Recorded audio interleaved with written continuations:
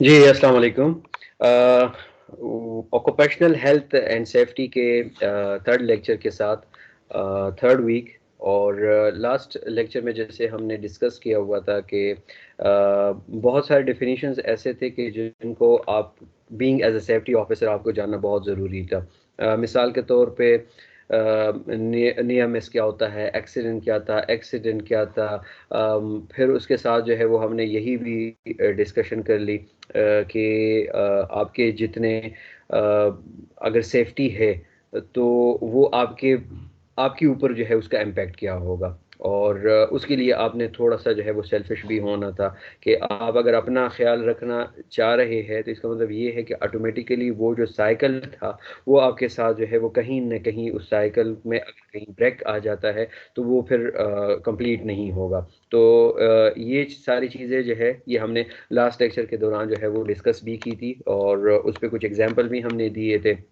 फिर poor work environment वो भी बड़ा इंपॉर्टेंट था कि अगर एनवायरनमेंट ही आपका पुअर है तो उसमें एक्सीडेंट के इंसिडेंट के चांसेस जो है वो बहुत ज़्यादा हो सकते हैं। और being as a safety officer आप लोगों का ये काम था कि उस चीज़ को आइडेंटिफाई करे, उसको आपने ओवरकम कैसे करना है, ये सारी चीज़ें जो थी वो being as a safety officer जो है वो आपने उसको सोचना था, उसके एक एज इन्वेस्टिगेटर जो है वो देखना था।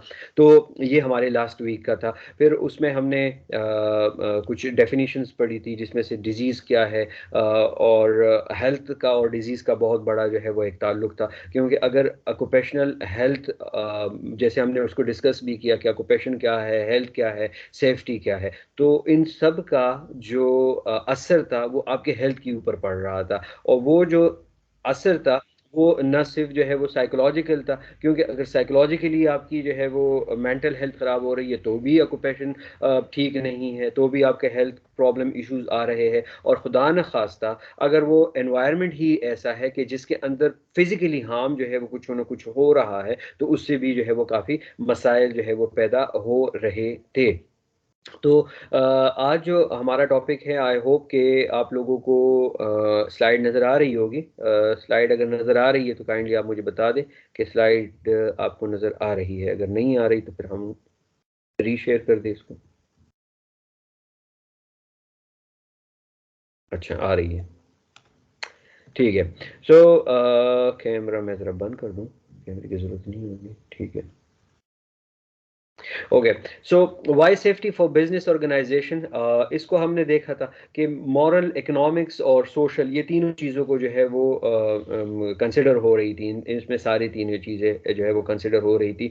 और इसका ताल्लुक जो है वो इवन जीडीपी से आपका बनता है कि 4% जो है वर्ल्ड ग्रॉस डोमेस्टिक जीडीपी हर साल जो है वो इंजरी, डेथ, एब्सेंस, इंश्योरेंस, ये सारी चीज़ें जो है वो उसमें चली जाती है। और इंसिडेंट की रेशो और एक्सीडेंट की रेशो भी काफ़ी हद तक जो है बहुत ज़्यादा थी कि तकरीबन 270 मिलियन ऑक्यूपेशनल एक्सीडेंट जो है वो हो रहे होते हैं और उसमें डेथ के भी बहुत ज़्यादा जो है वो चांसेस आ रहे थे। तो अगर पूरी दुनिया को देखा जाए तो कुछ ना कुछ मसाइल ऐसे थे कि उनको ऑक्यूपेशन हेल्थ की जो है वो बहुत सख्त ज़रूरत थी, या अगर कहीं पे वो अप्लाई नहीं कर रहे तो उसकी ज़रूरत है।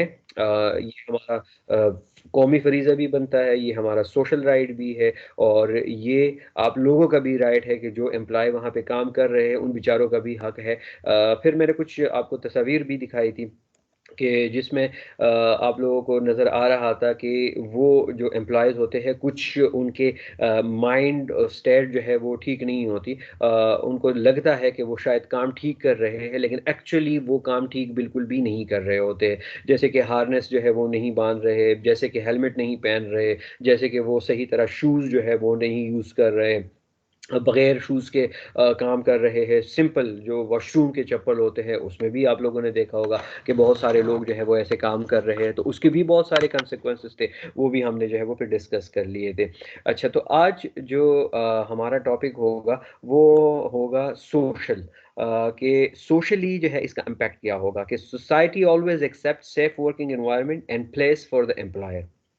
ये नॉर्मली एक रूल है कि हम अगर किसी जॉब को स्विच करते हैं या कहीं भी जा रहे होते हैं तो पहले उस एनवायरनमेंट के बारे में पूछ रहे होते हैं। और अब तो माशाल्लाह बहुत सारे ऐसे एम्प्लॉयज़ होते हैं कि वो पहले उस एनवायरनमेंट के बारे में पूछते हैं कि यार माहौल जो है वो टॉक्सिक है या टॉक्सिक नहीं है, वहाँ पे सुपरवाइज़र कैसा है, उसका रवैया कैसा है। तो खुदा न खास्ता अगर पहले से कोई इस तरह का वाक़या हुआ है या अगर कोई इस तरह का एक्सीडेंट हुआ है, फिर लोग जो है वहाँ पे जाने से थोड़े से डरते हैं, वहाँ पे नहीं जाते।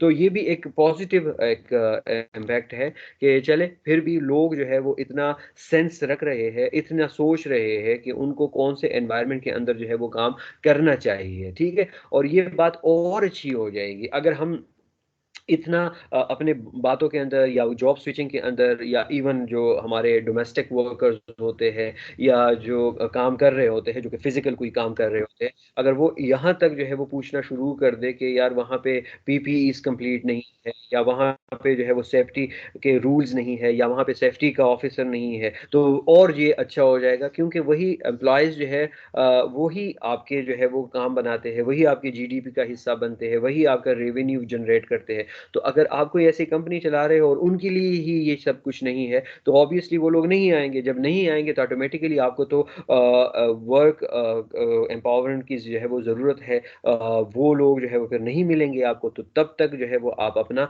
पूरा लीगलाइज़ेशन और पूरे स्टेटस और पूरा स्ट्रक्चर, पूरा एक्ट जो है वो फिर आपको मजबूरन जो है वो चेंज करना पड़ेगा। और हुकूमत का जहाँ तक सवाल पैदा होता है, तो हुकूमत जो है वो ये लॉज़ जो है ये अब अप्लाई करवाने जा रहा है, बल्कि किए भी है।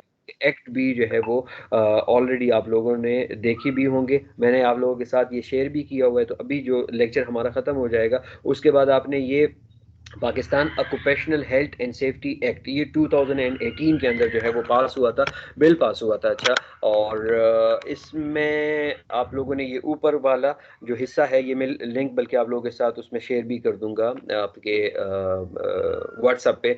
तो इसको आपने पीडीएफ फाइल निकालनी है और इसको आपने पढ़ना है। नेक्स्ट वाले लेक्चर के अंदर आप सबसे जो है इसके मुताबिक जो है वो कोई ना कोई क्वेश्चंस होंगे या आपको इसके बारे में पता होना चाहिए कि हम कभी कभार जो है वो पाकिस्तान बेचारे को बदनाम करते हैं कि नहीं ऐसा नहीं हुआ, लेकिन असल में जब हम देख रहे होते हैं तो उसने एक्ट तो पास किया होता है, वो तो मेरी और आपकी जो है वो उस पे है, एक्टिव इस पे है कि हम उसको अप्लाई करते हैं या नहीं करते। लेकिन एक्ट जो है ये पास हुआ है, इसको आप लोगों ने रीड करना है। ये ऊपर से आप यहाँ से इसको कॉपी कर लेंगे और फिर गूगल सर्च में डाल लेंगे तो ये ऑटोमेटिकली आ जाएगा। नहीं तो इसको आप अगर डबल क्लिक भी कर ले तो भी आपके पास जो है ये आ जाएगा, ठीक है। अच्छा, अब जो बात आती है वो है की features of the new social approach के changes and form and substance of OSH policy and regulation can be described in the terms a few salient feature, जिसमें से form of legalization जो है वो क्या है कि the consolidation of several law into a single general law of wider ambit containing general provision and supported by more detailed codes pertaining to specific industries or occupation। मिसाल के तौर पे लॉ हमारे पाकिस्तान का जो है वो ऑलरेडी पड़ा हुआ है। अब उसको आपने कैसे एग्जीक्यूट करना है? तो एग्जीक्यूशन के लिए अगर कुछ इदारे हैं और वो मिसाल के तौर पे कोई कंपनी बना रहा है, तो उस कंपनी को पहले से किसी परमिशन की ज़रूरत होगी। अब वो जब परमिशन लेगा तो ऑब्वियसली उनकी कोई टीम आएगी, वो वहाँ पे सर्वे करेगी, देखेगी कि यहाँ पे जितने चीज़ें ऑक्यूपेशनल हेल्थ के बारे में हमने इनको एक चेकलिस्ट बनाया दिया हुआ है या बताया हुआ है, उस रूल के मुताबिक ये लोग अपना काम कर रहे हैं या नहीं कर रहे। ये फिर उनका काम है कि वो किस तरह इसको जो है वो एडॉप्ट कर रहे हैं। वो उस कंपनी को बनाने के अंदर या वहाँ पे अगर उनको कोई ज़रूरत है तो कंसल्टेंसी भी ले सकते हैं या उन इदारों के पास जो है वो कंसल्टेंट भी होते हैं, वो भी वहाँ पे जा सकते हैं। उनको डिफरेंट सिनेरियो के मुताबिक जो है वो बता भी सकते हैं, दिखा भी सकते हैं और उनको पूरा लीगलाइज़ जो है वो कर सकते हैं। तो नए इंस्टीट्यूट्स भी पाकिस्तान के अंदर बन रहे हैं। और पुराने भी ऑलरेडी बने हुए हैं, और लोग अब इसकी तरफ जो है वो आना शुरू हो चुके हैं। तो ऐसा नहीं है कि लोग इसकी चीज़ को जो है वो हल्का ले रहे हैं और बात ख़त्म कर रहे हैं। आप भी उसी का हिस्सा है, जैसे आप यहाँ पे जो 12-13 स्टूडेंट है, तो ये भी इसी का एक हिस्सा है कि अपने 3-4 साल पहले या 4 साल पहले या कोई और जो है वो क्यों नहीं कर रहे थे, वाई नॉट। ठीक है, तो अब क्यों? तो अब यही मसला है कि अब लोगों के अंदर क्या होना शुरू हो गया, अवेयरनेस जो है वो आना शुरू हो गई है कि यार एक अवेयरनेस जो है ये बड़ा इम्पैक्ट करता है इसका, कि आप इन चीज़ों को सीखें। और अल्लाह करे कि जब आप लोग डिफरेंट कंपनीज के अंदर जाएंगे या आपके पास कोई अथॉरिटी आएगी, तो क्यों नहीं आप जो है उस चीज़ को वहाँ पे फिर लीगलाइज करेंगे, उसको एग्जीक्यूट करेंगे, उस चीज़ को जो है इम्प्लीमेंट करने की कोशिश करेंगे। तो ये भी इसी का एक हिस्सा होता है, जिसको हम कहते हैं सोशल अप्रोच कहते हैं। अब मिसाल के तौर पे आप लोग हैं, तो अब हो सकता है कि आपके साथ कोई और दोस्त बैठे होंगे, डिस्कस कर रहे होंगे, या बातों बातों में बात निकल जाती है। ठीक है, तो हो सकता है कि अगले सेमेस्टर के लिए वो फिर सोचना शुरू कर देगा कि हाँ यार ये तो बड़ी अच्छी चीज़ है। तो वो फिर उन रूल्स को, उन कवायद को, उन क्लासेस को, डिफरेंट, वो OSH का कोर्स है या निबोश का है या आयोश का है या कोई और करवा रहा है, कोई और यूनिवर्सिटी करा रही है, लेकिन ओवरऑल जो है वो एक इम्प्लीमेंटेशन जो है वो होना शुरू हो जाएगी। और मुझे उम्मीद है कि आगे आने वाले सालों में, मुझे जो लग रहा है कि ये इतना आगे जाएगी OSH के, यहाँ पे मुझे लग रहा है कि BS के कोर्सेज जो है वो होंगे। जिस तरह पब्लिक हेल्थ पहले मास्टर लेवल पे और PhD लेवल पे होता था, लेकिन अगर अभी अब देखें तो पब्लिक हेल्थ जो है वो BS लेवल पे स्टार्ट हुआ है। क्यों स्टार्ट हुआ है? वजह यही है कि लोगों के अंदर जो है वो अवेयरनेस आ गई है। तो सेम सिनेरियो जो है वो ऑक्यूपेशनल हेल्थ एंड सेफ्टी के साथ भी हो रहा है। और ऑक्यूपेशनल हेल्थ एंड सेफ्टी किसी भी ऑक्यूपेशन से खाली नहीं है, ये याद रखिए। कोई भी ऑक्यूपेशन है, आपको दुनिया जहाँ का कोई भी ऑक्यूपेशन उठा के देख ले, तो उसमें सेफ्टी जो है वो लाजिम है। ये सिंपल, मैं एक आप लोगों को मिसाल दे दूं। ये जो हम बिस्मिल्लाह पढ़ते हैं, ठीक है, हम जो भी काम शुरू करने से पहले बिस्मिल्लाह पढ़ रहे होते हैं, तो एक इस्लामिक पॉइंट ऑफ व्यू जो है, एक इस्लामिक पर्सपेक्टिव, तो ठीक है कि उसके अंदर बरकत आ जाती है। लेकिन हम क्यों करते हैं ऐसे? कि हमारे माइंड के अंदर कहीं ना कहीं वो चीज़ आ रही होती है कि यार इसके अंदर जो है वो बरकत होगी, इसमें नुकसान नहीं होगा। हम जब गाड़ी चला रहे होते हैं तो बेल्ट नहीं बांधते, लेकिन दुआएं जो है वो अपने ऊपर फूंक लेते हैं। क्यों करते हैं? हम किस चीज़ से डर रहे होते हैं? इसी चीज़ से तो हम डर रहे होते हैं ना, कि कल के लिए अल्लाह ना करे रास्ते में जो है वो कोई एक्सीडेंट ना हो जाए। वो एक अलग बात है कि हम सिर्फ दुआओं का रुख कर लेते हैं, साथ में वो एक बेल्ट भी होता है जिसको भी बांधना होता है, आपकी ब्रेक वगैरह भी देखने होते हैं, आपके टायर्स भी देखने होते हैं, आपके पास फर्स्ट एड किट है नहीं है, वो सारी चीज़ें तो अपनी जगह पे। लेकिन ये जब हम कर रहे होते हैं तो इसका मतलब ही यही है, इसका मतलब ही यही है कि हमारे किसी ब्रेन के किसी एक खाने के अंदर वो हेल्थ एंड सेफ्टी किसी न किसी तरीके से उसने मजहब का रुख ओढ़ लिया है, या उसने किसी और चीज़ का रुख ओढ़ लिया है। ठीक है, तो वो होता है। तो ऐसा नहीं है कि हम बीइंग एज अ ह्यूमन उस चीज़ को उससे डिनाई कर सके या उससे इनकार कर सके। तो ये बड़ी अच्छी एक इम्प्लीमेंटेशन है कि हम इसको एक्सेप्ट करते हैं। हाँ, उसके एग्जीक्यूशन का तरीका जो है वो हमें नहीं आता। और एग्जीक्यूशन के लिए हमारे लिए, कुछ लोगों के लिए जो है वो ज़रूरी होता है कि वो आप बाय फोर्स एक चीज़ को इम्प्लीमेंट करें। कभी कभार बातों से जो है वो बात नहीं बनती। आप लोगों को बहुत रिक्वेस्ट करें, यार ये आपने ये काम नहीं करना, आप इस तरह किया करें, आप इस तरह किया करें, लेकिन करते हैं लोग। तो जब करते हैं तो फिर आपने वहाँ पे कहाँ पे लेके आना होता है, आपने कुछ रूल्स अप्लाई करने होते हैं, कुछ सख्तियाँ लेके आनी होती है, कुछ इम्प्लीमेंटेशन करनी होती है। तो ये जो है वो सिनेरियो फिर बन जाता है।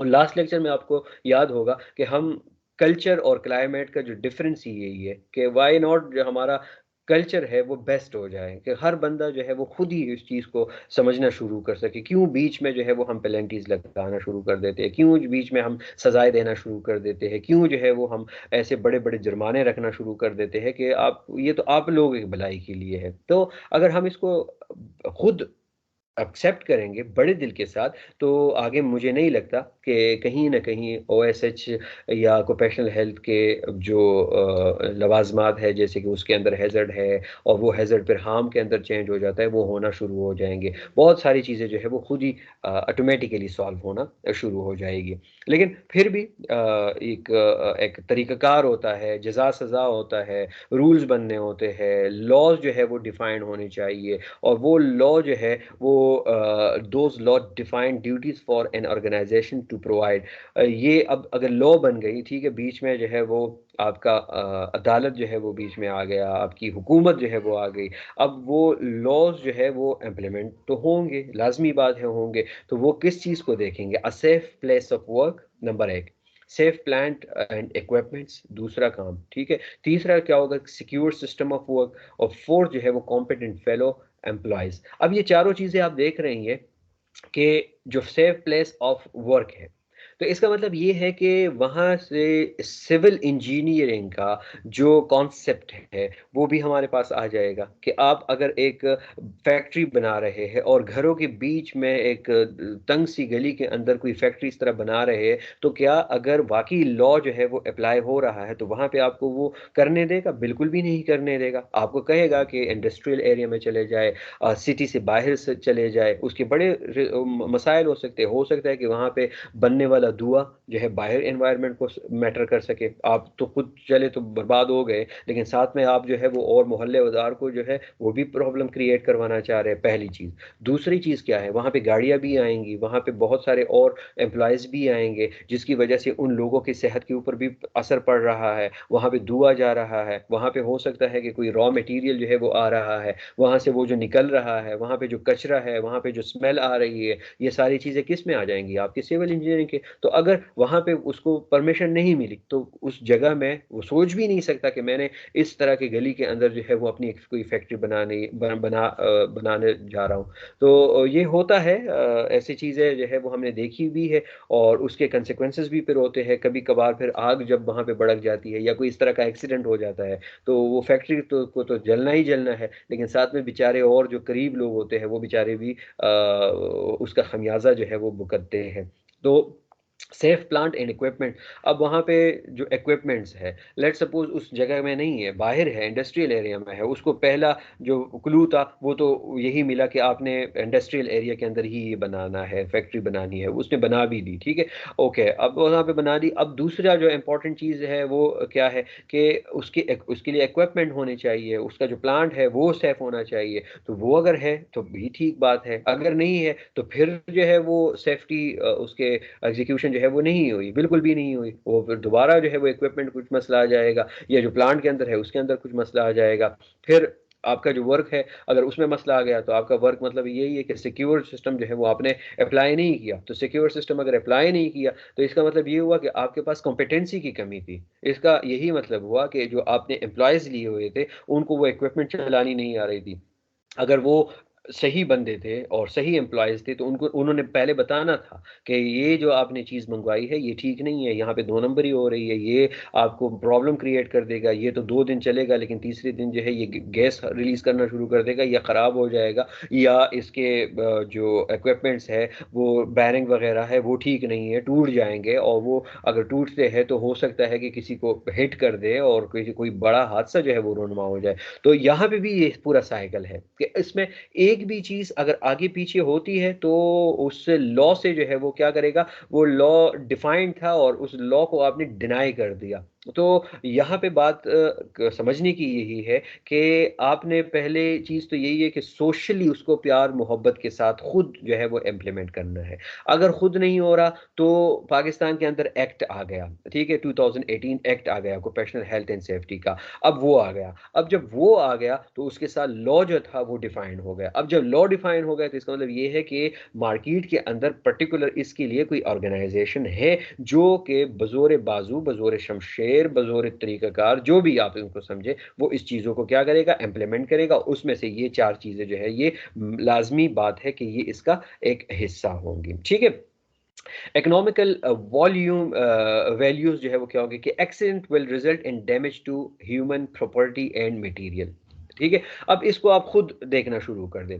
जैसे मैंने पहले वाली मिसाल आपको दी कि मोहल्ले के अंदर अगर आपने कोई फैक्ट्री बना ली है और बनती भी है, ओके, बनती भी है, बहुत सारे आपने देखे होंगे। अब खुदा न खास्ता वहाँ पे कोई एक्सीडेंट हुआ, एक्सीडेंट हुआ तो सिर्फ उस कंपनी का तो एक्सीडेंट नहीं हुआ ना, ह्यूमन जो बेचारा वहां पे जल गया है या हादसा हुआ है या उसको जो टॉर्चर मिला है, तो ये भी किसका है? इकोनॉमिकली जो है वो क्या हो रही है, वैल्यू जो है वो कम हो रही है, प्रॉपर्टी खराब हो रही है, मटेरियल क्या हो रहा है, खराब हो रहा है। Loss will be in form of fines, compensation, corporate image, material and property damage. अब वो उन्होंने ये कर लिया, तो इसका तो ये मतलब नहीं है कि सिर्फ मीडिया वाले आ गए और तस्वीरें बना के और ये इतना डैमेज हुआ है, ये हुआ है। बाद में उस बेचारे को और भी खमियाजा भुगतना पड़ रहा है। एक तो उसने पहले से गलती की है, लेकिन बाद में वो जो प्रॉपर अदालत है या जो प्रॉपर लीगलाइजेशन थी या जो लॉ एंड जस्टिस था, उसको भी उसका सामना तो करना पड़ेगा। केसेस बन जाएंगे, पैसे उसके जाएंगे, वहाँ पे अगर डेथ हुई है, पेनल्टीज हुई है, तो इंश्योरेंस उनको मिलेगा।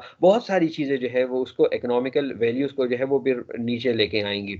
This will cause the ill health in the form of direct or indirect cost that leads to insured and uninsured cost। तो अब वो कुछ कॉस्ट के जो है वो भी हमारे पास चार डिफरेंट टाइप्स के होते हैं। इसको आपने फिर पढ़ना भी है, देखना भी है। ये जो हमारे पास अकाउंट्स वाले होंगे कि एक डायरेक्ट कास्ट होता है, एक इनडायरेक्ट कास्ट होता है, इंश्योर्ड कॉस्ट होता है और अनइंश्योर्ड कॉस्ट होता है। ये पूरा जो है वो इम्पैक्ट इस पे ऊपर पड़ सकता है। मैंने यहाँ पे भी लिंक दिया हुआ है इसकी। और भी कॉस्ट के बहुत सारे जो है वो किस्में हैं, तो ये भी आपने यहाँ से कॉपी करना है। और इसके जो टाइप्स है ये फिर आपने देखना है कि कौन कौन सी कॉस्ट जो है वो कहाँ पे होती है। पहले वाली कॉस्ट कौन सी होगी, बीच में अगर कॉस्ट आ गई कौन सी है, किसको डायरेक्ट कॉस्ट कहते हैं, किसको इनडायरेक्ट कॉस्ट कहते हैं। तो ये आप जनरल अपने परसेप्शन के लिए, अपने समझने के लिए जो है ये देख सकते हैं। कोई मैंडेटरी नहीं है, लेकिन फिर भी आप अगर देख ले तो अच्छी बात है, ताकि कुछ ना कुछ आपको जो है वो कॉस्ट का पता चल जाए कि जब भी कोई नुकसान होता है तो उसमें से नुकसान सिर्फ एक तरफ नहीं होता, नुकसान जो है वो हर तरफ से होता है। तो ये फिर इसके बाद आपका barrier to occupational health and safety. कौन कौन से बैरियर जो है अब आते हैं। अब इतनी अच्छी अच्छी बातें हैं, वो सारे हम अगर बोलने पे आ जाए तो बहुत प्यार मोहब्बत करने वाला माहौल बन जाएगा पाकिस्तान का। एम्प्लॉयज़ की रिस्पेक्ट है, कस्टमर्स की रिस्पेक्ट है, बहुत अच्छी जगहों पे कंपनीज बन रही है, फैक्ट्रीज बन रही है, और सब कुछ जो है वो बिल्कुल नॉर्मल चल रहा है। लेकिन फिर भी नॉर्मल नहीं चल रहा, फिर भी आप देख रहे होते हैं कि शहरों के दरमियान जो है वो इंडस्ट्रीज बन रही होती है, एक कम्प्लेक्सिटी है। माहौल कहाँ कहीं ना कहीं आपको नज़र आ रहा है कि कहीं ना कहीं कोई प्रॉब्लम जो है वो इशू है। ओके, आप कहते तो कुछ है कि ऐसा नहीं होना चाहिए, लेकिन वही कुछ हो रहा होता है। मिसाल के तौर पे यहाँ पे एक सेक्टर है और उसमें भी इंडस्ट्रियल एरिया है, और उस इंडस्ट्रियल एरिया को अदालत ने कहा हुआ है कि यहाँ से निकल जाए, लेकिन फिर भी आप देख रहे होते हैं कि ट्रकों के ट्रकों वहाँ पे आ रहे हैं। तो इसका मतलब यही हुआ ना कि ऊपर जो है कुछ बहुत मजबूत किस्म के लोग हैं, और वो जो मजबूत किस्म के लोग हैं उनके ताने बाने भी किसी मजबूत लोगों से मिल रहे हैं। तो माहौल जो है वो एक जैसा नहीं बन रहा। अब उस इंडस्ट्री से इम्पैक्ट भी पड़ रहा है, साथ में जो है वो और जो जगह है, हॉस्पिटल्स है, मसाजिद है, मॉल्स है, मार्केट है, वहाँ पे तो ज़ाहिरी बात है कि वो सिर्फ इंडस्ट्री तो नहीं है। इंडस्ट्री का तो मतलब ये है कि उससे जहरीला गैस भी निकल रहा है, उससे जहरीली मवाद भी निकल रही है, वहाँ पे ट्रैफिक भी जैम हो रहा है, वहाँ के ऊपर जो है एम्प्लॉयज़ का जो रश है, और वहाँ के जो लोकल पॉपुलेशन है उसको भी सफ़र कर रहे हैं। तो इसका मतलब ये हुआ कि कोई ना कोई बिहेवियरल इशू जो है वो हमारे अंदर आ रहा है। ओके, यानी हम किसी ऐसे सोच में मुब्तला है कि हमारी सोच जो है वो अभी तक मॉडर्न या इतनी लीनियंट जो है वो नहीं बन पा रही कि हम इस चीज़ को एक्सेप्ट करें कि हाँ, जो अदालत ने कहा है हम इसको बिल्कुल सरखम तस्लीम करते हैं, क्योंकि ये हमारे लिए है और ये माशरे के लिए है। ऑक्यूपेशनल हेल्थ एंड सेफ्टी में एक चीज़ जो है वो याद रखें कि अगर हम ऑक्यूपेशनल हेल्थ एंड सेफ्टी को नहीं करेंगे, एक्सेप्ट नहीं करेंगे, तो इवन हम अच्छे मुसलमान भी नहीं हो सकते। ये मैं बड़ी बात कर रहा हूँ, लेकिन ये याद रखे कि मैं एक हदीस को कोट कर रहा हूँ कि अलमुस्लिम मन सलिमल मुस्लिमून मिन लिसानिही व यदिही। ये सेफ्टी में भी अक्सर बताता रहता हूँ, बाय सेफ्टी के अंदर, और यहाँ पे भी ये इम्प्लीमेंट होती है कि तुम में से बेहतरीन मुसलमान वो है जिसकी ज़बान और हाथों से दूसरा मुसलमान महफूज रहे।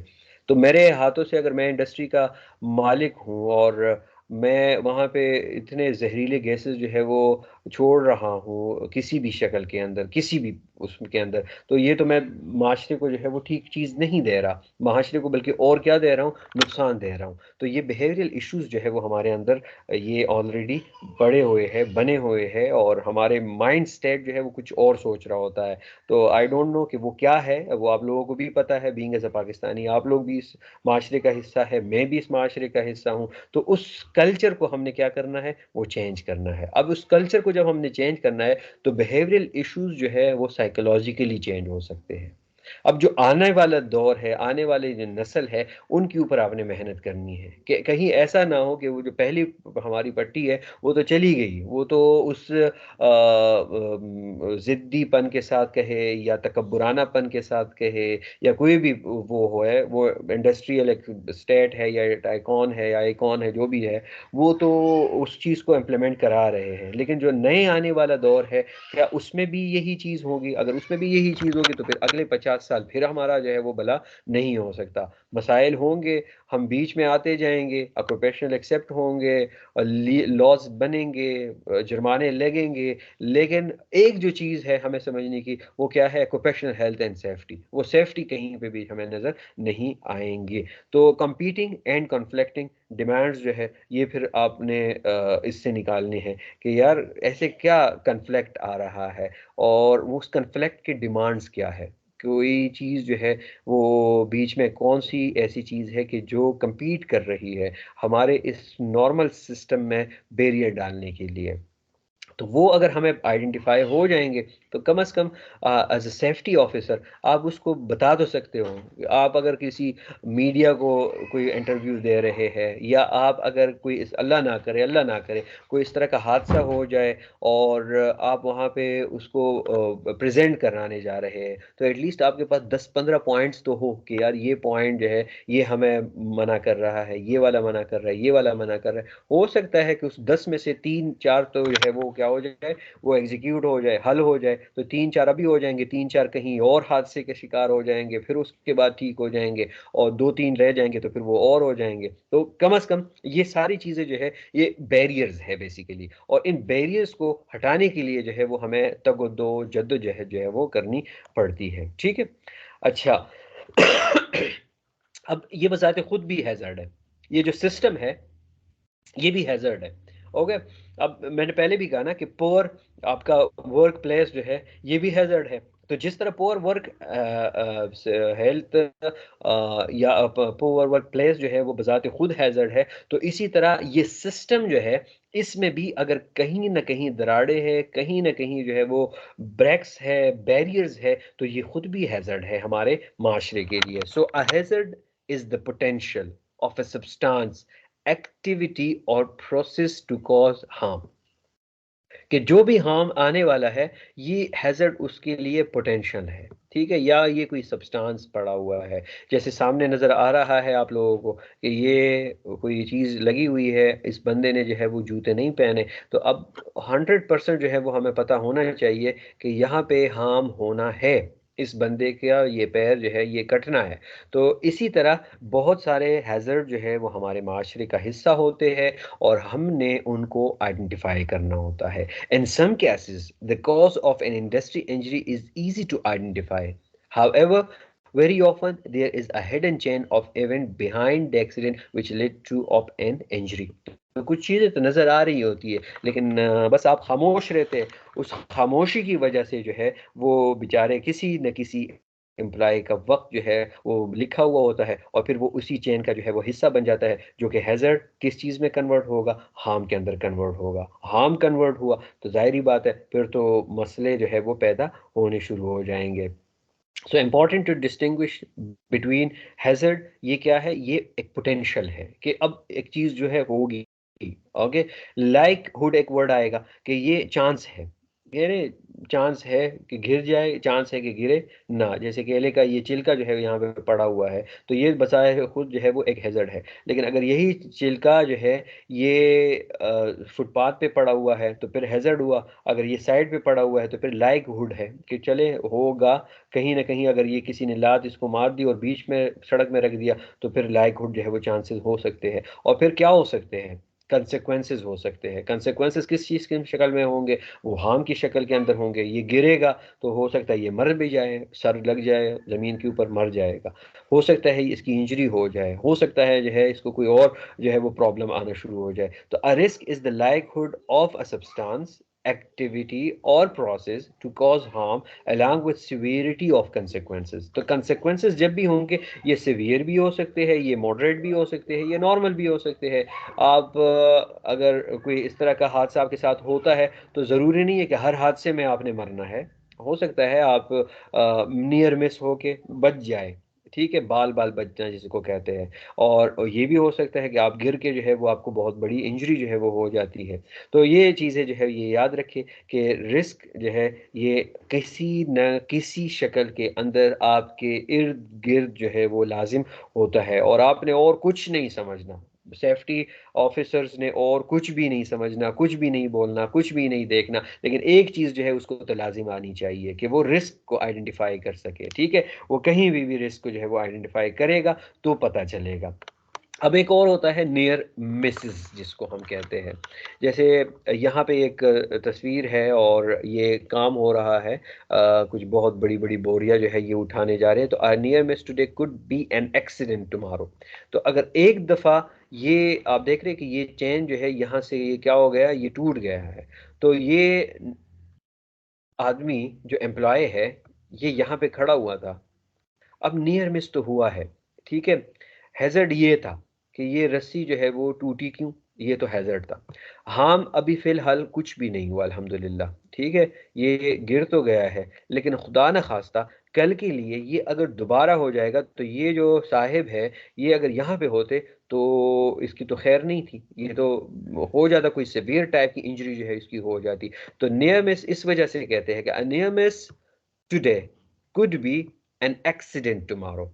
तो बाल बाल बचना ये ठीक तो होता है, लेकिन अगर बाल बाल आप हर रोज बच रहे हैं तो इसका मतलब ये है कि कल के लिए आप तैयार रहे कि कोई बहुत बड़ा हादसा होने वाला है। So there are any form of accident which could result in injury or loss but do not. So dangerous occurrence, there are events or situation that could harm employees at work in such a way that there is a legal requirement to report them. If something happens which does not result in a major injury but clearly could have done, it may be classed as a dangerous occurrence, ठीक है। अब यहाँ पे आप देख रहे हैं कि ये जो ऑस्ट्रेलियन क्रिकेटर था, उस बेचारे की डेथ जो है वो कैसी हो गई थी, सिर्फ एक हेलमेट, सिर्फ एक पीपीई जो है वो सही तरह नहीं पहनी थी, प्रॉपर पीपीई नहीं थी, और वो इंजरी जो है वो अभी तक जो है वो आज तक बेचारा जो है वो नॉट आउट जो है वो खड़ा हुआ है। और इस तरह के कई हादसे आपको क्रिकेट के अंदर जो है वो आपने खुद भी फेस किए होंगे। बहुत सारे जो है वो ऐसे मसाइल का शिकार जो है वो बंदा होता रहता है। तो यही मसाइल जो है वो ऑक्यूपेशनल हेल्थ के अंदर भी हो रहे होते हैं, यहाँ से बात जो है वो कहीं दूर जो है वो ज़्यादा नहीं जाती। सो अब एक्सीडेंट अगर आ जाता है तो एक्सीडेंट के अंदर फिर इंजरी जो है वो मस्ट है। An accident is defined as an unplanned event that result in injury और इल हेल्थ, ठीक है। ये होती तो अनप्लैन्ड है, पहले से कोई प्लान नहीं करता कि नहीं आज यार मेरे साथ हादसा होने वाला है, सीढ़ियाँ आज ठीक नहीं है, स्लिपरी है, तो आज मेरे साथ कुछ हादसा होने वाला है। नहीं, वो नियर मिस हुआ होगा या हार्म देखा होगा उसने। अब यहाँ पे जब अगर इस तरह हुआ है तो एक्सीडेंट के लिए आप जो है वो ज़हनी तौर पे तैयार रहे। अब कौन सा एम्प्लॉय बेचारा उसका सबब बनता है और कौन सा एम्प्लॉय की बेचारी की जो है वो शामत आती है, तो वो वक्त बताएगा। और डैमेज और loss to property, plant materials और एनवायरनमेंट, और a loss of a business opportunity, ठीक है। तो ये जो साहिब है, अब ये आप देख रहे हैं कि इसका अभी पीछे हमें आइडिया नहीं है कि ये इसको क्या हुआ था। ये घर से खफा होके आया था, यहाँ पे ये इसने प्रॉपर प्रोटोकॉल्स नहीं फॉलो किए थे, यहाँ पे इसकी सीढ़ी के अंदर जो इक्विपमेंट है उसके अंदर प्रॉब्लम थी, और इसने मास्क भी पहना हुआ है देख रहे हैं आप, लेकिन यहाँ से गिर के जो है ये मास्क इसका यहाँ पे पड़ा हुआ है। अब आपने इन चीज़ों को आइडेंटिफाई करना है कि मास्क यहाँ पे होना चाहिए था, ये अगर गिरा भी है तो मास्क जो था, सॉरी नॉट मास्क कह रहा हूँ, हेलमेट, तो हेलमेट जो है यहाँ पे इसके टाई होना चाहिए था, क्योंकि हेलमेट का काम है क्या, आपको बचाना, आपकी हेड इंजरी को रोकना। और यहाँ पे गिर के जो है ये हेलमेट जो है वो दूर जाके जा रहा है, तो इसका मतलब ये था कि इसने प्रॉपर जो है वो हेलमेट को सही तरह टाई नहीं किया हुआ था। तो ये हादसा जो है वो काफ़ी सिवियर किस्म का जो है वो लग रहा है। ओके। यहाँ पे देखें, unsafe condition, physical condition of the workplace which render it unsafe, that is under graded machine spills वगैरह, ये सारे हो सकते हैं। Unsafe act practice with human beings perform which are hazardous, rushing, shorts, cuts, horseplay, drink और drugs abuse with the workplace. Okay, यहाँ पे देख रहे हैं अनसेटिस्फैक्ट्री काम हो रहा है ये।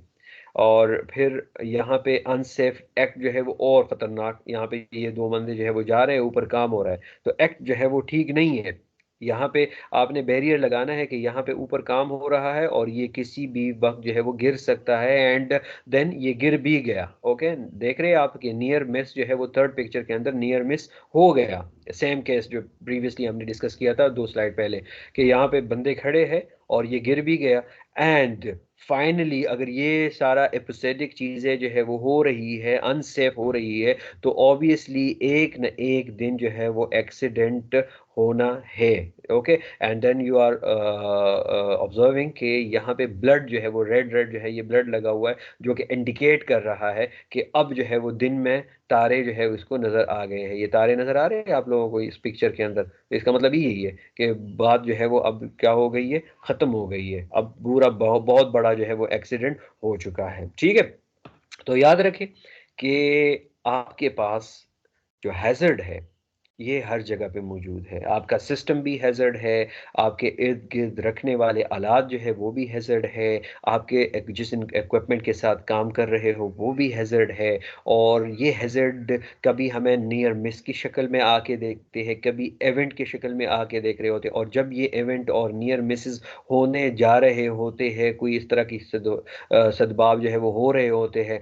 ठीक है, तो फिर अगर बैरियर नहीं है और इसको हमने वक्ती तौर पे या उस वक्त के मुताबिक जो है इनको ब्रेक नहीं लगाया, ब्लॉक नहीं किया, तो आप यकीन करें कि अगले दिन जो है वो आपके साथ कोई बहुत बड़ा हादसा जो है ये आपका इंतज़ार कर रहा है। और ये जो हादसा होगा ये फिर आपको सोशली भी जो है वीक करेगा, और आपकी जॉब भी जा सकती है, आपको केस भी हो सकता है, आपको लीगल लॉ एनफोर्समेंट रूल्स जो है उसके मुताबिक भी आपको पकड़ा जा सकता है। तो बहुत बड़ा जो है वो इशू ये क्रिएट हो सकता है। ठीक है, अच्छा, अब कुछ जो है वो डिजीज़ के बारे में हमने पढ़ना था कि a disorder or incorrectly functioning organ parts, structure or system of a body resulting from the effect of genetic or developmental error, infection, poison, nutritional deficiency or imbalance, toxicity or unfavorable environment factor like illness, sickness, ailment. Some well-known occupational diseases include asbestosis caused by asbestos, which is commonly insulation, automobile brake linings। ठीक है, ऐसे बहुत सारे बीमारियां होती है कि जो हमारे जिस्म को अंदर से नाकारा बना देते हैं। ठीक है, मिसाल के तौर पे एक वर्कर है और वो काम कर रहा है एक ऐसे मशीनों के बीच में कि जिनकी ऑडिबल फ्रिक्वेंसी जो है वो नॉर्मल नहीं होती। जैसे मिसाल के तौर पे एरोप्लेन जब आवाज़ का उसकी हम सुन रहे होते हैं, तो क्या उसकी आवाज़ और एक नॉर्मल मोटर कार की आवाज़ जो है वो सेम होती है? नहीं होती। अब वहाँ पे जो बंदा काम कर रहा होगा वो ज़ाहिर-सी बात है कि अपने कानों को एयर प्लग लग करेगा, ठीक है? एयर प्लग अगर नहीं करेगा तो कुछ अरसे के बाद वो बेचारा बहरा हो जाएगा। ओके? इसी तरह अगर आप किसी ऐसे फैक्ट्री के अंदर काम कर रहे हैं कि जिसके अंदर लेड जो है वो एवापोरेट हो रहा है या उसके साथ आप काम कर रहे हैं, तो अब आपको चांसेस है या आपको 1 साल बाद या 2 साल बाद या 3 साल बाद एनीमिया का शिकार होंगे। माइक्रोसिटिक हाइपोक्रोमिक एनीमिया, जो बच्चे एमएलटी कर रहे हैं उनको अच्छी तरह पता होगा कि लेड पॉइजनिंग से भी आपका एक खास किस्म का एनीमिया होता है जिसको हम माइक्रोसिटिक हाइपोक्रोमिक एनीमिया कहते हैं। तो अब अगर वो एनीमिया हुआ तो इसका मतलब ये हुआ कि आपकी जो एनर्जी थी कुछ अरसे के बाद वो क्या होने वाली है, कम होने वाली है। आप काम के लिए आएँगे और हो सकता है ये जो एनीमिया है, ये जो डिज़ीज़ है, ये बज़ाते खुद भी क्या है, हैज़र्ड है।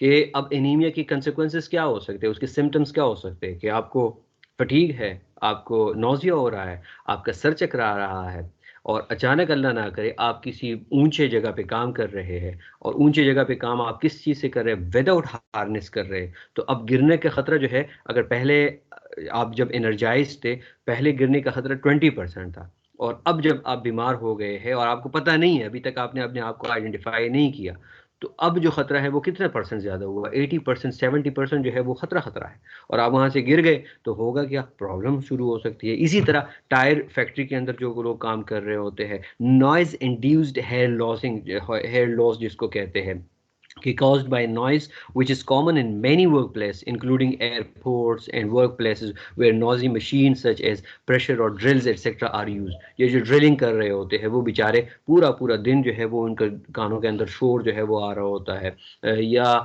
जो मार्बल को साफ कर रहे होते हैं, तो वो बेचारे क्या होते हैं, कुछ अरसे के बाद जो है उनके पास साथ हार्ट डिजीज या एयर प्रॉब्लम्स या इस तरह के एक साइकोलॉजिकल इश्यूज जो है वो बन रहे होते हैं। Musculoskeletal disorder such as permanent back injuries और मसल्स डिसऑर्डर, ये भी आपके बैठने का तरीका का, आपके कमर का प्रॉब्लम जो है वो बेसिकली बहुत ज़्यादा क्यों होता है कि हम सेफ्टी के साथ जो है उस चीज़ को या उस बारी चीज़ को नहीं उठा रहे होते हैं। पेंट वर्क, जैसे लोग जो है वो पेंट कर रहे होते हैं, अब 1978 से पहले वाले जितने पेंट थे उसमें एक कोरेसिव मटेरियल था जिसके अंदर लेड हुआ करता था, उस वो बड़ा कार्सिनोजेनिक था। अब वो अगर वहां पे ऑलरेडी है तो उससे एलर्जीज भी प्रॉब्लम हो सकती है, और यह अब भी होती है। अब आपने देखा होगा कि जहाँ पे पेंट हो रहा होता है और आप मास्क नहीं लगाए तो वही स्मेल जो है वो आपके अंदर चली जाती है, आप स्मेल करते हैं, और शाम तक जो है वो आपके सर में जो है वो दर्द होता है, तो साथ में जो है आपको एलर्जी भी हो जाती है, सर में भी दर्द होता है, और पूरा हफ्ता जो है वो आपका क्या हुआ, बेकार हो गया। इसी तरह कुछ ऐसे केमिकल्स होते हैं जो आपके रिप्रोडक्टिव ऑर्गन्स को जो है वो डैमेज कर सकते हैं, रिप्रोडक्टिव प्रॉब्लम्स जो है वो आ सकती है, आप इनफर्टाइल हो सकते हैं, और इन सब से बढ़ के स्ट्रेस, स्ट्रेस जो है वो बहुत ख़तरनाक है, साइकोलॉजिकल इश्यूज़ के अंदर फिर आपका आना शुरू हो जाता है, और स्ट्रेस की वजह से जो फर्स्ट हमने पढ़ा हुआ था कि आपकी सेल्फ, जो आपका सेल्फ लव है वो ख़त्म हो जाता है, आपके घर से जो है वो प्रॉब्लम आना शुरू हो जाती है। तो अगर आप स्ट्रेस में है, तो स्ट्रेस में आप ट्रैफिक से जा रहे हैं तो हो सकता है वहाँ पे पुलिस बेचारे को मार ले, लड़ाई कर ले, किसी बाइक के साथ एक्सीडेंट कर ले, किसी को जो है बुरा भला कहे, तो वो भी आपको जो है वो प्रॉब्लम क्रिएट कर सकता है, और बीच में आप खुद बीमार है और वो दो तीन बंदे जो है वो आपको अच्छी तरह जो है माशाल्लाह से बहुत अच्छी तरह जो है वो मार दे, तो फिर क्या होगा, आपकी हड्डियां वड्डियां तो टूट जाएंगी। तो ये बजाते खुद स्ट्रेस भी बहुत बड़ा जो है वो इसका एक एग्जाम्पल हो सकता है। तो जितने हमारे पास वर्क हेल्थ सेफ्टी के लवाजमात है, उन लवाजमात को देखते हुए जितने हैज़र्ड्स हैं, उन हैज़र्ड को आपने क्या करना है, आइडेंटिफाई करना है। और हैज़र्ड जो है वो सिर्फ एक किस्म का नहीं है, हैज़र्ड जो है वो फिजिकल भी हो सकता है, मैकेनिकल भी हो सकता है, साइकोलॉजिकल भी हो सकता है, केमिकल भी हो सकता है, वो लीथल भी हो सकता है, वो आपकी जान ले भी सकता है, वो वक्ती तौर पे भी हो सकता है। और ये सारे हैज़र्ड जो है वो किस चीज़ से बनते हैं, इवेंट से बनते हैं, और वो इवेंट जो है वो हमारे पास जो है वो क्या हो सकता है कि आपका जो छोटा सा जो जिसको हम बाल बाल बचना कहते हैं, नियर मिसेस अगर हो रहे हैं, तो हर नियर मिसेस जो है वो आप समझे कि ये इंडिकेशन हमें दे रहे हैं आने वाले किसी बहुत बड़े हादसे का। ठीक है। अच्छा, अब world wide problem of occupational health and safety, तो इसको आप लोगों ने पढ़ना है, जस्ट पढ़ लीजिएगा कि कितने एक्सीडेंट जो है वो हर साल हो रहे होते हैं। इसको शायद मैंने पहले भी आप लोगों को बता दिया था। अब पाकिस्तान के अंदर आ जाते हैं हम, कि पाकिस्तान के अंदर बहुत कमाल का मुल्क है ये, और बहुत सब कुछ होता है, लेकिन जब हो जाता है उसके बाद स्टेट्स बड़े ख़तरनाक होते हैं, और अल्लाह करे कि ये चीज़ें जो है वो कम से कम हो जाए, हम अपने एम्प्लॉयज़ का, अपने लोगों का ख्याल रखें। जैसे कि 2012 के अंदर गारमेंट फैक्ट्री के अंदर फायर लगी हुई थी, ठीक है, और डेथ आप देख लें, 289 डेथ्स जो है वो इससे हुए थे। 289 डेथ्स का मतलब कि 289 फैमिलीज़, और उन 289 फैमिलीज़ का फिर क्या क्या कहानी होती है, ये तो जिन लोगों का इनके साथ वास्ता है उनको बहुत अच्छी तरह पता होगा कि इनके साथ जो है इन डेथ के बाद क्या हुआ होगा। तो ये 2012 में हुआ। फिर उसके बाद टिम्बर मार्केट फायर, ये भी बड़ा मशहूर वाक़या था।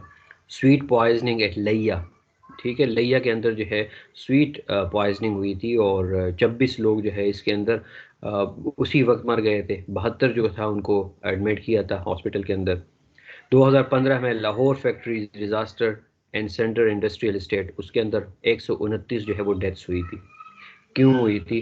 सेफ्टी नहीं थी। ठीक है, ये आपको जितने डेथ्स नज़र आ रहे हैं, ये क्या है? इसका मतलब यही है कि एक्सीडेंट है, और इन एक्सीडेंट से पहले कुछ हुआ होगा।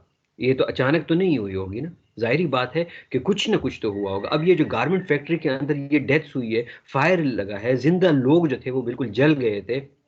तो इसका मतलब ही यही है कि यार वहाँ पे कोई एग्ज़ैक्ट वे नहीं था, कोई इमरजेंसी वे नहीं था, वहाँ पे कोई इस तरह की चीज़ें नहीं थी कि उसको बचाया जा सके। बस उन्होंने इंसान की जो है वो क्या कदर ही नहीं की वहाँ पे, और वो बेचारे जो है वो सर हाथ के ख़त्म हो गए।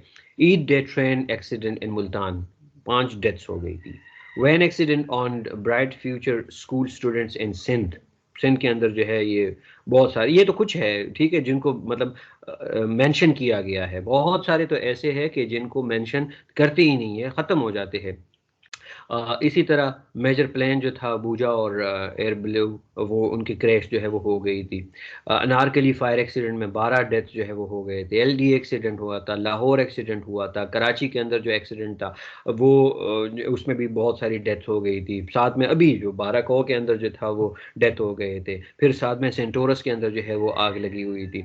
तो बहुत सारे ऐसे कहानियां हैं कि आप इनको देखेंगे तो ये क्यों हुए, इसी वजह से हुए भाई कि यहाँ पे हमारे पास वो सारे लवाजमात, सारे ऑक्यूपेशनल हेल्थ एंड सेफ्टी, सारी चीज़ें जो है वो होंगी, बिल्कुल होंगी। इनको हुकूमत ने भी कहा होगा, इन पे फाइन भी हुए होंगे, लेकिन उनको हमने कल्चर नहीं बनाया। एक चीज़ जो थी वो क्या थी कि इनको हमने कल्चर नहीं बनाया। अब इसमें जितने डेथ हुए हैं 289, अभी ये सर्वे तो हमने नहीं किया ना, ये बेचारे तो फोत हो गए, लेकिन कम से कम ये सर्वे भी करना चाहिए कि यार ये जो जितने डेथ हुए थे क्या इनको पता था कि ये नियर मिस क्या चीज़ है, ये हैजर्ड क्या चीज़ है, या ये वाकयात हमारे साथ हो सकते हैं। या 289 से पहले अगर 2-3 डेथ्स हुई थी तो वो तो मैटर ही नहीं करते, उनको तो पता ही नहीं चला होगा। तो इनमें भी मसले होते हैं, ऐसा नहीं है कि सिर्फ जो है वो फैक्ट्रीज के मालकान और वो लोग जो है वो इस चीज़ को देख रहे होते हैं, क्योंकि उनका हाथ जो है वो भारी होता है, ऐसा भी नहीं है। हमारे अंदर भी मसाइल होते हैं क्योंकि हम उस कल्चर को अडॉप्ट नहीं कर रहे होते हैं, हम उस कल्चर के हिस्सेदार नहीं बन रहे होते हैं। तो उसी वजह से ये मामलात जो है ये फिर बन जाते हैं। और आपको पता है ये सारे सारे सारे लोग जो है इतने डेथ जो है वो तो जंगों में नहीं होते। और पाकिस्तान में आपको हर चीज़ जो है मिलेगी, तो 289 डेथ जो है वो कम वो नहीं है, स्टेट नहीं है, बहुत ज़्यादा है यार ये। आप देख रहे हैं तो, और ये इसमें तो मेंशन नहीं है ना। आप गूगल पे जाके ज़रा सर्च कर लें कि कितने डेथ्स हुए हैं सिर्फ ऑक्यूपेशनल हेल्थ एंड सेफ्टी की वजह से, तो आपको वो समझ आ जाएगा कि वाकई ये तो पूरी दुनिया के अंदर जो है मिलियंस ऑफ पीपल जो है वो इस चीज़ से जो है वो क्या हो रहे होते हैं, मर रहे होते हैं। ठीक है, सो safety is not a cost but it is an investment. अब इन्वेस्टमेंट कैसे है? ये जितने लोग जो है वो बेचारे शहीद हो गए या मर गए या फौत हो गए या जिनके हाथ पैर खराब हो गए, फैमिलीज जो है वो हो गए, इनको जाहिर बात है कुछ ना कुछ इन कंपनीज ने अदा किया होगा, जीडीपीज़ पे फ़र्क पड़ा होगा, उनके रेवेन्यू पे फ़र्क पड़ा हुआ होगा। तो अगर आप पहले से ये सारी चीज़ें इन्वेस्ट कर लेते, तो ये इतने अमवात और ये इतनी चीज़ें जो है ये हमारे पास नहीं होते। तो इस वजह से ये कभी ना सोचें कि आप अगर कोई सेफ्टी हेलमेट ले रहे हैं, तो इससे आपके पैसे जा रहे हैं। नहीं, ये आपको बचा रहा है। सिंपल मिसाल मैं क्या दे दूँ आपको,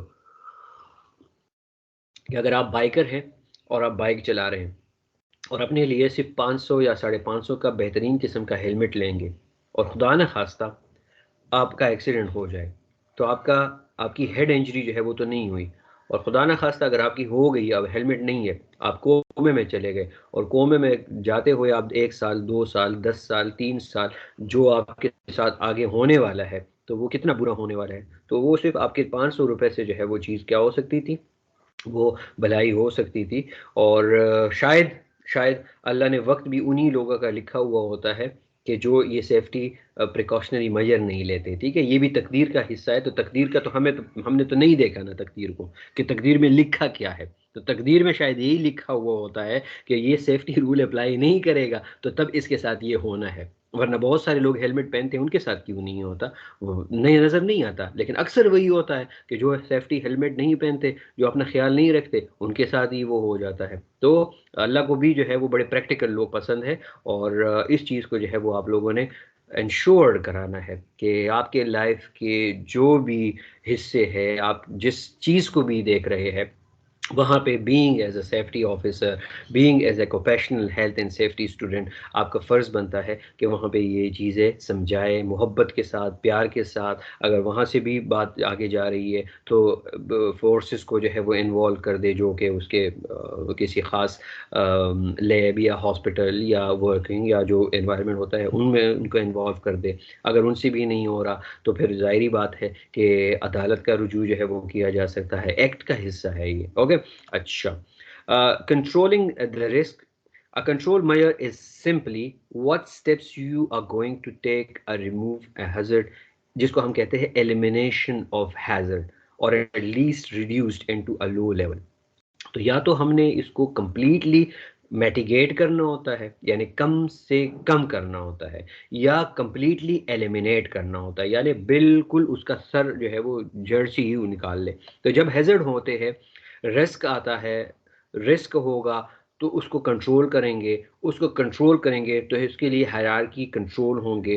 सो हायरार्की कंट्रोल क्या है? Is a protocol that you use when deciding what kind of control measure you are going to use address a particular occupational health and safety hazard। ठीक है, तो आप जब देख रहे होते हैं कि यार यहाँ पे कोई रिस्क है, तो आपने हैजर्ड को आइडेंटिफाई किया, आपने हैजर्ड को आइडेंटिफाई कर लिया। अब आप अपने जहन के अंदर वो हायरार्की बना ले कि यार ये हो सकता है, ये हो सकता है, ये हो सकता है।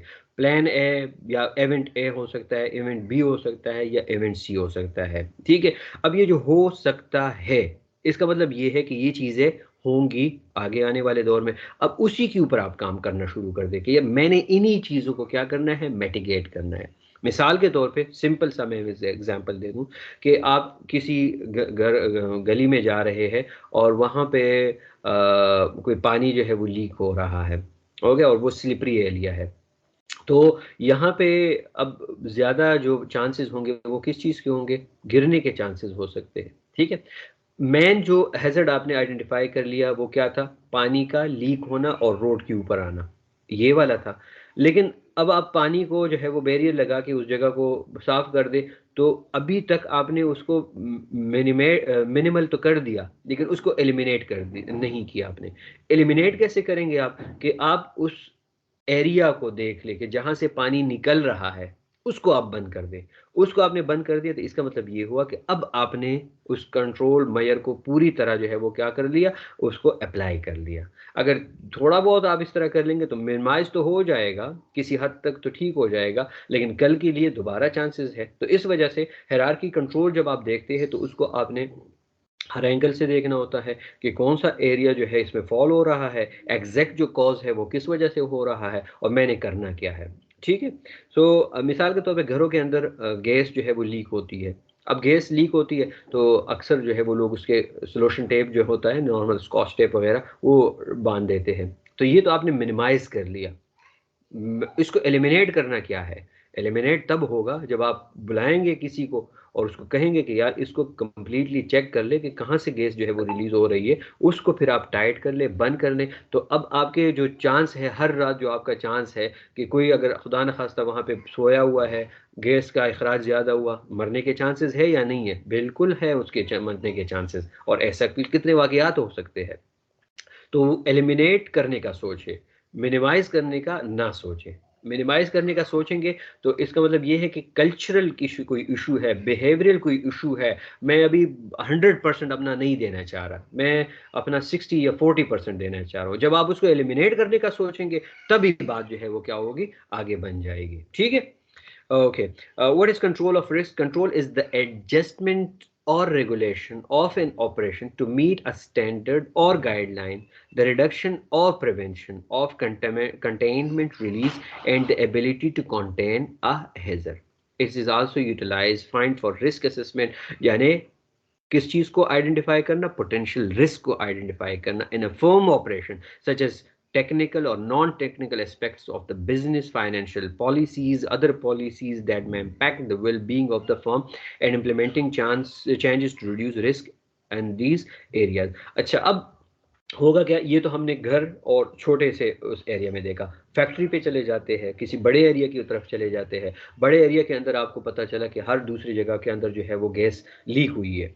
ओके, आप मस्जिद जाते हैं तो आपको मस्जिद में भी स्मेल आ रही है, ठीक है, आपको फील हो रहा है कि यार यहाँ पे कोई गैस जो है वो लीक हो रही है। आप लाइब्रेरी जा रहे हैं, वहाँ पे भी आपको जो है वो गैस लीक हो रही है। अब ये क्या है, ये चलता फिरता हैजर्ड है आपके पास। आपने क्या करना है, आपने उस कंपनी को being as a safety officer पहले जगह आइडेंटिफाई करने कि इन इन जगहों पे मुझे जो है ये स्मेल आ रहा है। अब क्या करना है, इसके लिए आपने कुछ फंड्स जो है वो रिलीज करने होंगे। जाहिर बात है, आपने टेक्निकल एक्सपर्ट्स को बुलाना होगा, आपने उनका टाइम लेना होगा, वो आइडेंटिफाई करेंगे, उस जगह में जो है वो लीकेज को आइडेंटिफाई किया जाएगा। अब वो टेक्निकल या नॉन टेक्निकल दोनों हो गए। आपने नॉन टेक्निकली उसको क्या किया, लेटर लिखा, टेक्निकल उसकी अप्रूवल हो गई, तो टेक्निकल लोग आएंगे, टेक्निकल लोग आएंगे। अब वहां पे पैसे भी लग रहे हैं, ऐसा तो नहीं है, लेकिन याद रखें कि सेफ्टी, जो हमने पहले कहा ना कि आप इस चीज़ से ना डरें कि safety is not cost but it is an investment. तो अब आप इन्वेस्टमेंट कर रहे हैं, आपके जो बड़े होंगे या जो लीडर्स है जो भी है,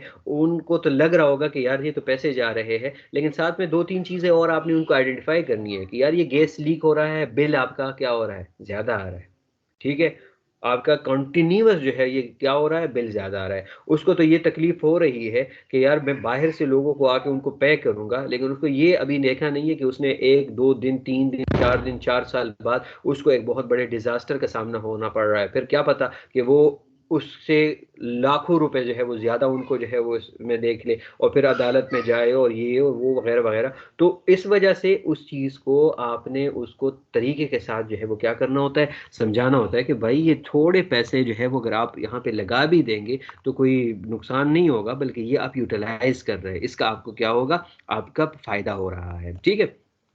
सो हायरार्की ऑफ कंट्रोल जो है वो अब यहाँ पे अगर हम देख लेंगे, from most effective to least effective, तो आपने देखना होता है ना कि पहले जो है वो कौन सा इफेक्टिव है, तो पहले आपने क्या करना होता है, उसको एलिमिनेट करना है, फिर उसका सब्स्टिट्यूट अगर है, फिर उसके बाद आपने इंजीनियरिंग कंट्रोल को देखना है, फिर उसके साथ एडमिनिस्ट्रेटिव कंट्रोल को देखना है, और फिर साथ में जो है वो पर्सनल प्रोटेक्टिव इक्विपमेंट जो है वो इसके साथ आएंगे। तो आपने ऐसे जो है वो लेके जाना है। अब दो तरीके कार है कि या तो आप स्टार्ट से भी जाएंगे उसको एलिमिनेट करके, ठीक है, उसमें चले जाएंगे, नहीं तो आप नीचे से ऊपर की तरफ जाएंगे कि पहले आपने पर्सनल प्रोटेक्टिव इक्विपमेंट लिए, आपने उस जो हैजर्ड हो रहा है उसके खिलाफ जो चीज़ें आपके साथ होने वाली है, तो कम से कम एटलीस्ट पीपीईस तो आप पहन लेना।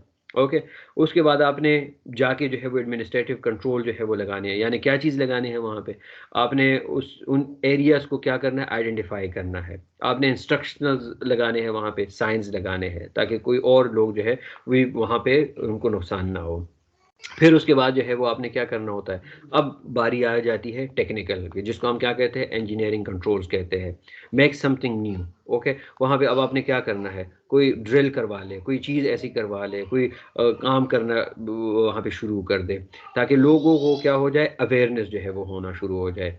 अब अगर फिर भी नहीं हो रहा तो कोई अल्टरनेट जो है कोई चीज़ चेंज ले आए वहाँ पे, ताकि आइडेंटिफिकेशन के अंदर जो है वो क्या होना शुरू हो जाए, वो चीज़ समझ आना शुरू हो जाए। ओके, फिर उसके बाद जो है वो उस चीज़ से जो है वो आपकी क्या हो जाएगी, खलासी हो जाएगी, you will get rid of that. तो वो जब गेट रेड हो जाएंगे तो वो एलिमिनेट हो जाएगा। तो आपने हायरार्की को जो है वो elimination, substitution, engineering control, administration control और पर्सनल प्रोटेक्टिव इक्विपमेंट के थ्रू ही जो है वो आपने जाना है। और सबसे पहले जो बहुत ज़्यादा इफेक्टिव आपने उसको सबसे टॉप पे रखना है, और जो लेस्ट इफेक्टिव होता है वो आपने जो है वो एंड पे रखना होता है। अगर आपके पास अब खतरा बहुत ज़्यादा है और आप पीछे लगे हैं उसके पीपीई के ऊपर, तो यहाँ पे तो पीपीई जो है इंपॉर्टेंट नहीं है, यहाँ पे क्या वो चीज़ उसको एलिमिनेट करना जो है बहुत इंपॉर्टेंट है। मिसाल के तौर पे बहुत ज़्यादा गैस लीक हो रही है, बहुत ज़्यादा गैस लीक हो रही है, अब आप मास्क लगा ले तो मास्क लगाएंगे ठीक है, आप पीपीई पे तो मैटर कर रहे हैं, लेकिन दैट इज़ लेस इफेक्टिव। यहाँ पे अब क्या करना है आपने, आपने कंट्रोल करना है, इंजीनियरिंग कंट्रोल की तरफ जाना है भाई। आपने टेक्निकल एक्सपर्टीज जो है वो लेनी है, टेक्निकल लोगों को बुलाना है ताकि वो जो लीक है उसको बंद किया जा सके। तो याद रहे कि बवक्त जिहाद सजदे जो है वो भी क्या हो जाते हैं, बेकार हो जाते हैं। तो यहाँ पे यही चीज़ है कि जो चीज़ वहाँ पे है उसी के लिए जो है वो काम किया जा सके। वहाँ पे अगर आप कोई दूसरा अल्टरनेट ढूंढेंगे तो that would be less effective. Okay, अच्छा, अब ये भी एक तरीक़ाकार है और इसको आप देख रहे हैं कि आपके पास डिफरेंट लोग हैं, दो आपको नज़र आ रहे हैं। तो उसमें अगर आप नॉर्मल सीढ़ियों पे भी उतर रहे हैं तो सीढ़ियाँ जो है वो ग्रिल लेस नहीं होनी चाहिए, उसके साथ जो है वो आपके क्या होने चाहिए, ग्रिल्स लाजिम होने चाहिए। ये सेफ्टी का रूल है। लेकिन अगर आप नीचे देख रहे हैं तो नीचे जो है यहाँ पे आपको क्या नज़र आ रहा है, ये बहता हुआ, लीक होता हुआ पानी जो है वो आपको नज़र आ रहा है। अब यहाँ पे हैज़र्ड जो है ये आइडेंटिफाइड है या नहीं है। यहाँ पे मोस्ट इम्पॉर्टेंट चीज़ क्या है, मोस्ट इम्पॉर्टेंट चीज़ ये है कि इस लीकेज को क्या किया जा सके, बंद किया जा सके। ठीक है, मेन जो पॉइंट होता है आपने वो आइडेंटिफाई करना है।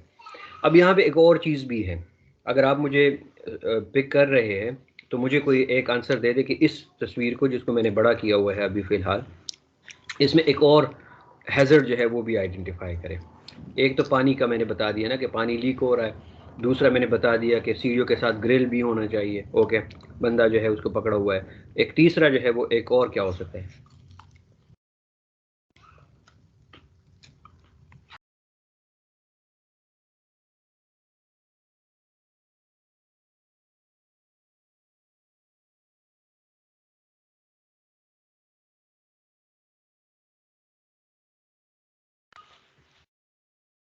अच्छा मेरे ख्याल में साहिबान सारे जो है वो गायब हैं। रिकॉर्डिंग आप देख रहे होंगे तो फिर ये आपने ख़ुद मुझे बताना है, लेकिन बहरहाल मैं बता ही देता हूँ।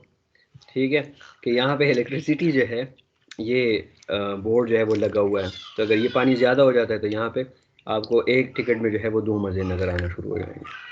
आप जिस रास्ते से जा रहे हो, जैसे इस दूसरी पिक्चर के अंदर है, तो वो आपका फ्रंट, अगर आपके पास कोई सामान है तो आपका फ्रंट जो है वो क्या होना चाहिए, क्लियर होना चाहिए। ऑलरेडी यहाँ पे बहुत सारे चीज़ें रखी हुई है, तो ऐसी जगह को जो है वो आपने फिर पहले से साफ़ करना है, या ऐसे रूट को जो है आपने यूटिलाइज़ नहीं करना। ठीक है, तो ये हमारा जो है वो आज का टॉपिक था। अगले हफ्ते इंशाल्लाह फिर हम एलिमिनेशन पे बात करेंगे। अगले हफ्ते ये जो लेक्चर है ये ख़त्म हो जाएगा, पीपीज़ के साथ जो है वो डिस्कस कर लेंगे, और फिर प्रॉपर जो है वो हम डिफरेंट ऑक्यूपेशनल एक्सपर्टीज़ के हवाले से जो है वो फिर आगे बात करते जाएंगे। ठीक है, so thank you very much, अपना बहुत सारा ख्याल रखिए, और रिकॉर्डेड सेशन जो है वो मैं शेयर कर दूंगा। तो जिन बच्चों ने अभी वीडियो देखी नहीं है, या गायब है, या सिर्फ मोबाइल लगाया हुआ है और वो गायब है, तो वो काइंडली वीडियो को जो है वो फिर देख लें। Thank you very much.